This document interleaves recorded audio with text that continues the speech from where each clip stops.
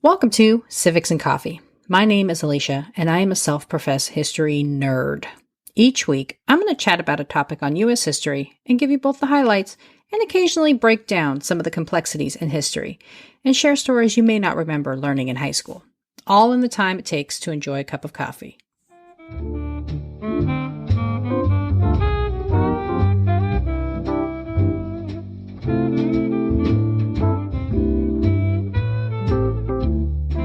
Hey everyone, welcome back. Earlier this year, the United States was caught in a bit of a political stalemate as the 118th Congress struggled through a series of votes on who would lead the chamber to become the Speaker of the House. I think even the most casual of news watchers likely tuned into the story, and I'm sure many wondered, what the heck is going on, and why does this even matter? As a history nerd, I monitored the news closely, tracking the interpretations and thoughts of some of my favorite presidential and political historians to get a sense of just how big the political fight might be. Finally, after multiple days and 15 rounds of voting, California Representative Kevin McCarthy succeeded in becoming the Speaker of the House. While the drama unfolded, more than a few of you reached out and asked about what was going on, if there was any precedent to this, and whether I would do an episode covering it. The demand was so overwhelming that I decided to go ahead and bump up this special episode request and dive into it. So this week, I am diving into the historic battles for the Speaker of the House. What does the Speaker do? Why did previous votes take so long? And why in the heck does it matter anyways? Grab your cup of coffee, peeps. Let's do this. Before we dive into the contentious Speaker votes of yore, let's do a level set and review exactly what the House of Representatives is and what role it plays in the federal government. The House conducts its business on the south side of the Capitol building, their base of operations since they moved into the still unfinished wing in 1807. As outlined in Article 1 of the United States Constitution, quote, all legislative powers herein granted shall be vested in a Congress of the United States, which shall consist of a Senate and House of Representatives, end quote. But what does that actually mean? The House is responsible for several key pieces of the legislative process: impeachment of federal officers, including the president, and deciding presidential elections when no candidate reaches the required number of electoral votes, and taxes. Impeachment is a fairly uncommon occurrence, despite recent history, and can be for any federal official, not just the president. As for deciding a presidential election, the last time it was left up to the House of Representatives was back in 1824. So again, not an overly common duty required of House members. Their biggest and most impactful power lies with their ability to levy taxes, commonly referred to as the power of the purse. Article 1, Section 7 of the Constitution specifies that any bill that, quote, raises revenue shall originate in the House. But because we have a bicameral Congress, or two chambers, the House also plays a significant role in proposing and passing federal legislation. While either chamber may introduce a bill, both the House of Representatives and the Senate must vote to approve the same version before it can go to the president's desk for signature or veto. To round out our civics lesson, the House is made up of 435 members and is distributed based on each state's population, which is gathered from the results of the census taken every 10 years. Representatives in the House serve for only 2-year terms, whereas senators serve 6-year terms. The election of the House marks the beginning of a new Congress, since, in theory, every House member could be replaced after their 2-year term. At the start of the new congressional session, before any legislative business can begin, the House must choose a leader, or speaker, to serve as the presiding officer. The Speaker of the House is also second in line to the presidency, behind the Vice President. House rules dictate that before any legislative business can begin, a Speaker must be chosen. This means no new members are sworn in, no new bills can be introduced, no legislation is voted on. Everything is on hold until there is an agreed-upon leader. This is, in part, why there was so much focus on the prolonged vote for the speakership in January. The federal government is basically at a standstill until there is a leader. The first Speaker of the House was Frederick A.C. Muhlenberg of Pennsylvania, who had 2 stints as Speaker, serving in the First Congress from 1789 to 1791, and the Third Congress from 1793 to 1795. Staying on theme with my recent episodes about the former president, James K. Polk, was the first former Speaker to be elected as the Commander-in-Chief, and, of course, Nancy Pelosi became the first woman to hold the gavel when she won the vote in 2007. By and large, the votes over the Speaker of the House are fairly routine and without much drama, as the Speaker only needs to earn a majority of the votes in the chamber to win their seat. When a new House is elected, there is usually a majority and a minority based on whose party secured the most votes. And before the House vote on the Speaker happens, the parties usually hold closed-door meetings to identify their candidate. Thus, by the time they enter the chamber, the public vote is almost a foregone conclusion. Where things can go off the rails is once everyone is inside the chamber. After a sufficient number of member-elects are present, also referred to as a quorum, the vote is held by viva voce, or voice vote, and those present have 3 options: vote for a candidate, abstain from the vote, or vote present. Voting present reduces the total number of votes needed for the Speaker. Before 1839, votes for the Speaker were held by a secret ballot. This practice was discontinued due to the growing animosity and sectional tensions over the fight for slavery. I do wonder a little bit if McCarthy would have had a different experience if his ballot would have been conducted in secret, without any chance for showing off for the cameras. But regardless, because each member has a voice vote, a break from the rank could create issues, depending on the level of the individual's support and the size of their majority. Throughout our history, there have been 15 separate instances where the Speaker of the House was not decided on the first ballot. All but 2 of those extended ballots occurring in the run-up to the Civil War. In the Republic's earliest days, attachment to a party was fluid, as I've explored in prior episodes on the former President John Tyler. In the run-up to the Civil War, however, things became quite contentious in Congress, and this impacted the House vote. A portion of the multiple ballot speaker contests was resolved after only a few votes, but there were a total of 9 separate instances where the vote extended past 3 ballots.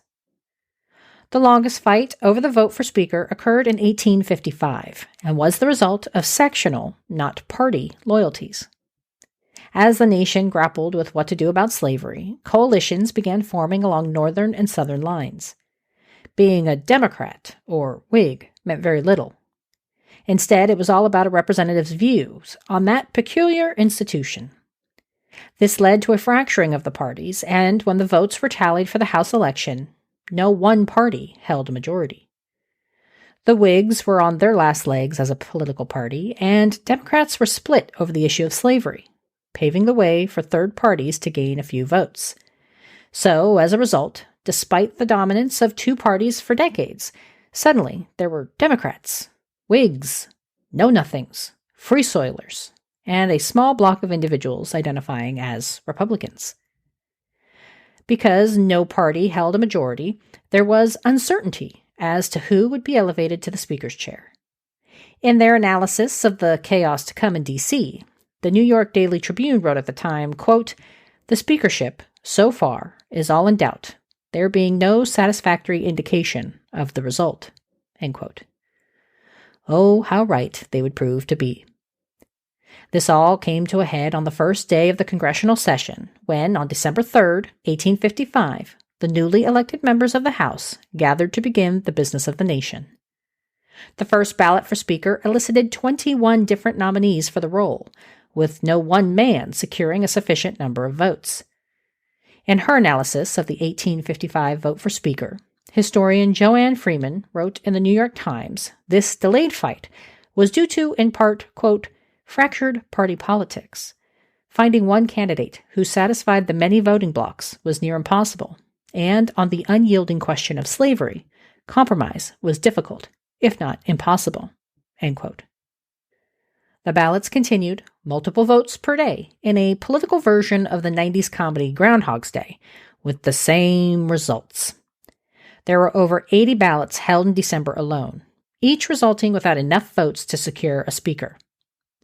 As the new year dawned and the contest continued to be stuck in a stalemate, another representative in the chamber, Felix Zollicoffer of Tennessee, suggested the three men who had the most votes thus far share their feelings about slavery.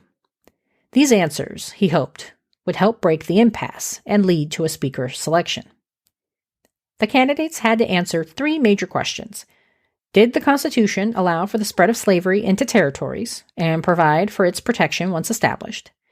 Did the Kansas-Nebraska Act support creating free states? And was the Wilmot Proviso, an 1846 proposal to ban the expansion of slavery into the West, constitutional? Despite this marathon of inquiry, the House was still no closer to deciding on a speaker. Desperate over the ongoing delays, the House even altered the rules, lowering the threshold required to become speaker from a majority to a plurality of the votes cast. Finally, nearly 2 months after the House first convened, and after 132 ballots, compromise candidate Nathaniel Banks of Massachusetts secured the Speaker's chair with 103 votes. Banks, who initially won election to the House 2 years prior, was a former journalist and eventual lawyer, and was a member of the American Party, otherwise referred to as the Know-Nothing Party.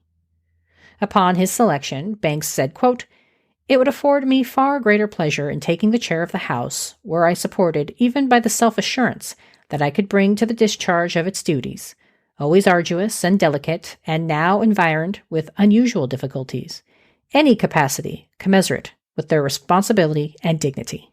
End quote.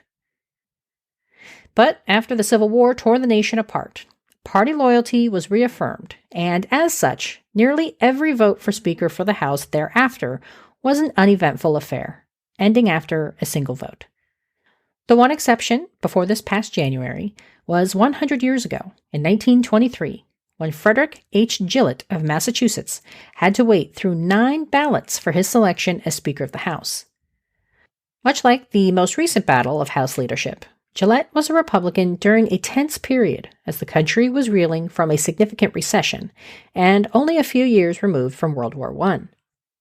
Republican President Warren G. Harding enjoyed a party majority in both houses of Congress and, despite maintaining a slight edge in the midterms, watched as his party had one of the worst rebuffs of a political party in history as Republicans lost 75 seats in the House.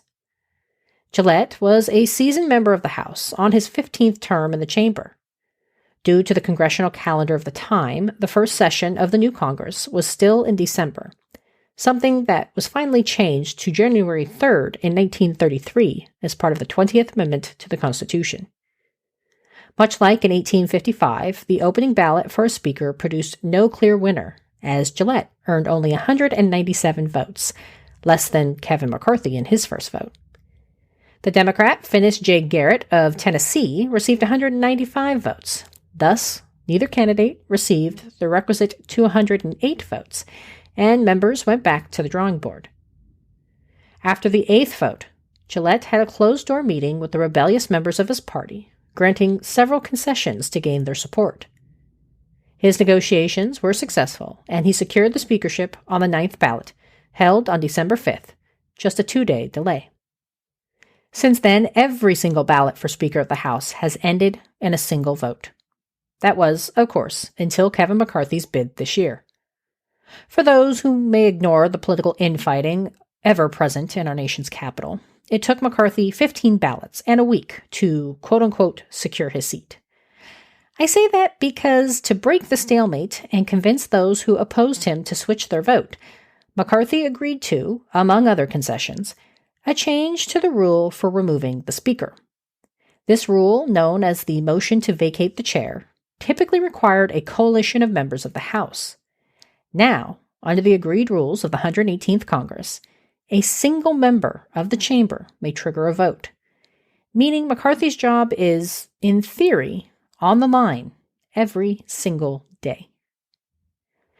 What comes next is anybody's guess. As a tax-paying citizen who also happens to be a history nerd and holds a passing interest in politics, I hope that this Congress manages to get its act together and come up with some legislative solutions for the variety of issues facing the country. Thank you to all of you who reached out, tweeted, or otherwise asked about this topic. This was, like usual, a fascinating episode to put together, and I so enjoy the requests you all come up with. I hope this overview has hit the mark for all my listeners out there. As always, if you ever have a topic you want me to discuss, please let me know. I have quite the list to get through, but I love fielding new requests too. You can find me on all the social media and, of course, through my website at www.civicsandcoffee.com. The website is also where you can find source material, transcripts, and other ways you can support the show. Thanks, peeps. I'll see you next week. Thanks for tuning in, and I hope you enjoyed this episode of Civics and Coffee. If you want to hear more small snippets from American history, be sure to subscribe wherever you get your podcasts. Thanks for joining me, and I look forward to our next cup of coffee together.